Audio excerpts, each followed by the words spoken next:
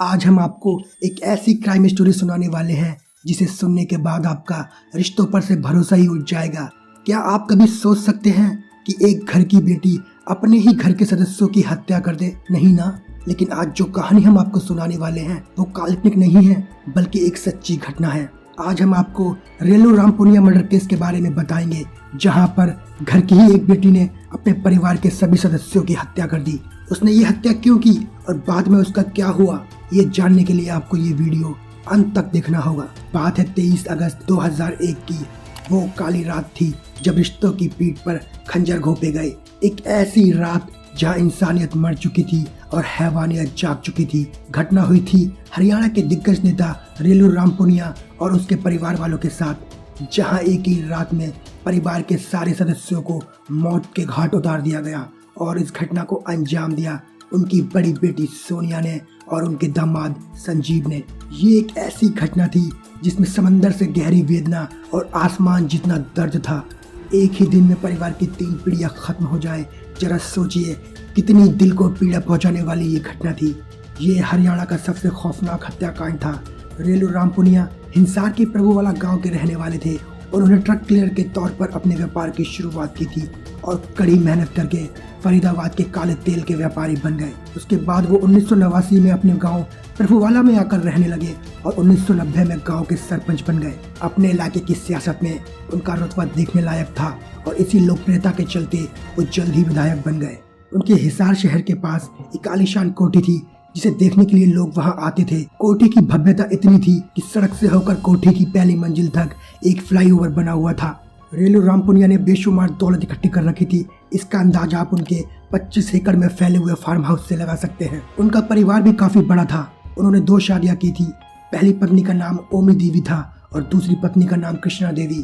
पहली पत्नी से एक बेटा था जिसका नाम सुनील था और दूसरी पत्नी से 2 बेटियां थी, सोनिया और प्रियंका। उनकी बहू शकुंतला के भी 3 बच्चे थे। यानी एक भरे पूरे परिवार और खूब सारी दौलत के साथ रेलू रामपुनिया रहते थे।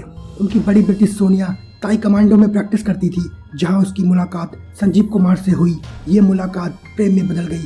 पहले तो रेलू रामपुनिया ने इसका विरोध किया, लेकिन चहेती बेटी होने की वजह से उन्होंने सोनिया और संजीव की शादी करा दी। संजीव भी जूडो का बहुत अच्छा खिलाड़ी था, लेकिन इस खेल से उसका ज्यादा फायदा नहीं हुआ। शादी के बाद उसका काम लगभग खत्म हो चुका था और वो काम की तलाश करने लगा।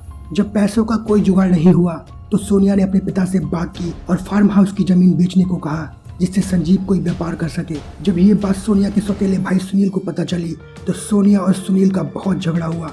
बात इतनी बढ़ गई कि सोनिया ने अपने भाई के प्रति अंदर ही अंदर बहुत ज्यादा दुश्मनी पाल ली थी। वो कहते हैं ना दोस्तों, जब नाश मनुष्य का आता है उसका विवेक पहले मर जाता है। यही सोनिया के साथ हो रहा था।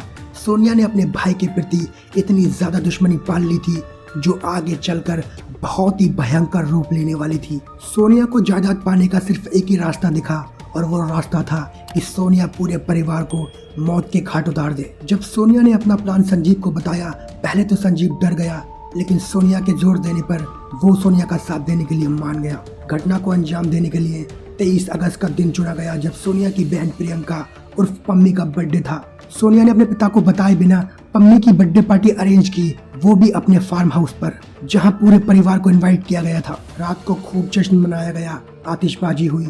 सोनिया ने अपने नौकर से एक स्पेशल खीर बनवाई थी जिसमें उसने अफीम मिला रखी थी।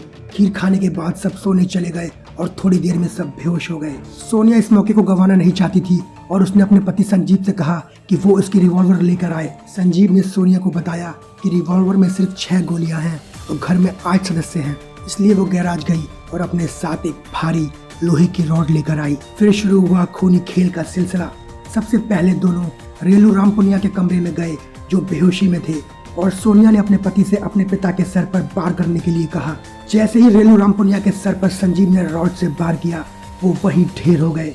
अब बारी थी उनकी माँ कृष्णा देवी की, जिनका कमरा बगल में ही था।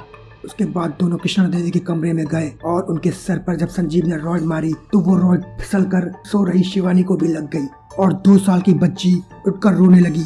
उसकी आवाज सुनकर कोई आ ना जाए, इसलिए सबसे पहले संजीव ने उस बच्ची की रॉड मारकर बेदर्दी से हत्या कर दी। अब बारी थी सुनील की, जिसका झगड़ा सोनिया के साथ हुआ था। इसलिए सबसे पहले दोनों ने सुनील के हाथ पैर बांध दिए और सर पर जोर से हमला किया, जिससे सुनील की वही मौत हो गई। उसके बाद दोनों ने बारी बारी से शकुंतला और अपनी छोटी बहन पम्मी की भी हत्या कर दी। दोनों के सर पर हैवानियत इस कदर सवार थी कि उन्होंने 4 साल के लोकेश और 45 दिन की प्रीति को भी नहीं छोड़ा। सोनिया खुद एक बच्चे की माँ थी, लेकिन उसके बावजूद भी प्रॉपर्टी हथियाने के चक्कर में हैवान बनी हुई थी। अब दोनों को डर था कि कहीं पुलिस उन दोनों पर ही शक न करे। इसलिए सोनिया ने संजीव से कहा कि वो उसको भी रॉड मारे ताकि पुलिस को उस पर शक न हो। उसके बाद वो संजीव को कार में लेकर गई और दूर किसी जगह पर छोड़ आई।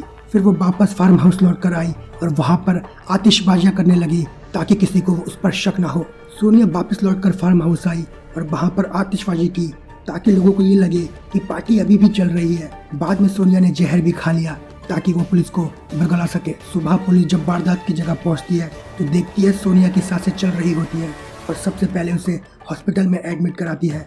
उसके बाद पुलिस शुरू करती है तहकीकात। 25 अगस्त 2001 को फॉरेंसिक लैब की टीम जब उस हवेली पर पहुंचती है तो बहुत बारीकी से जांच करती है, जहां उन्हें एक डायरी मिलती है जिस पर एक पेज रखा होता है, जिस पर मरने से पहले उसके परिवार के सदस्य ने कुछ लिखा हुआ था।